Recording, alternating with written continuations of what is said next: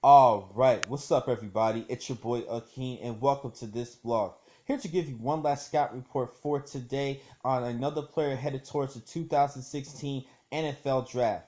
For this blog, let's talk about Kelvin Taylor, the running back coming out of Florida. Now, like his father, Fred Taylor, he's actually from the state of Florida and decided to become a Florida Gator.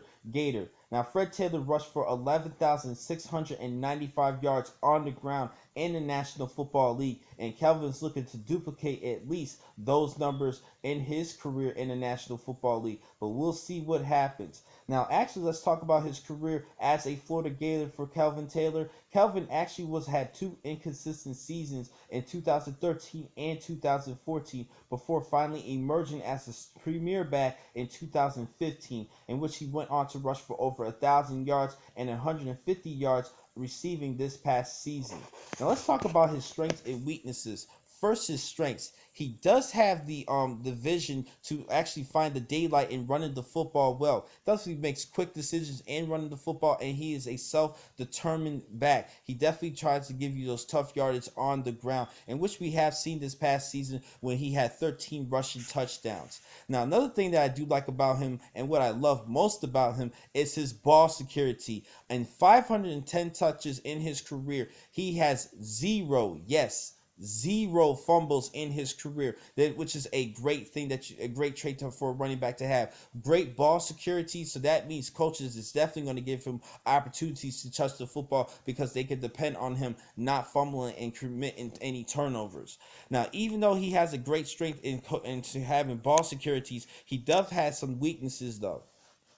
One thing that stands out, he hasn't shown much reliability as a pass catcher outside of the backfield. He has a small catch radius, which is not a good thing. In the National Football League in today's era, running backs is going to have to catch the football outside of the backfield, and he's one player who needs to work on that in order to wow NFL scouts and even boost up his draft status. He needs to have a good workout at the scouting combine as well as his own pro day workout. Now, a couple other things that he needs to work on. Now, his ideal size, he is 205 pounds at 5'10", which is not bad, but he doesn't have the power in order to hit the truck stick and run the football. Now, I did mention that he is a well-determined back who can give you some tough yardage, but not due to his power, more to his field vision and the overall determination to try to stretch a play. He does a pretty good job with that, but his overall power, he lacks the size and power that you want your running back to have.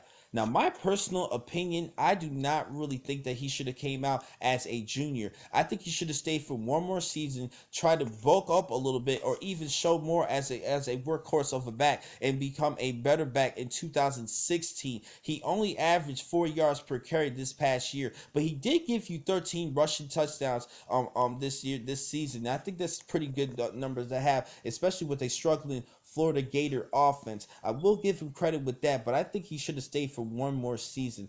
Now, for my overall projection, I actually see him going in the 5th round or the 6th round of this year's NFL draft. I think he could become a tough third down back, and I think he has the potential to become a good starter, but he needs to do a better job in his overall power. Show a little bit more strength because you're playing at another level that he needs to have that power to give you those tough yards after contact. So I actually project him in the 5th or 6th round of this year's draft.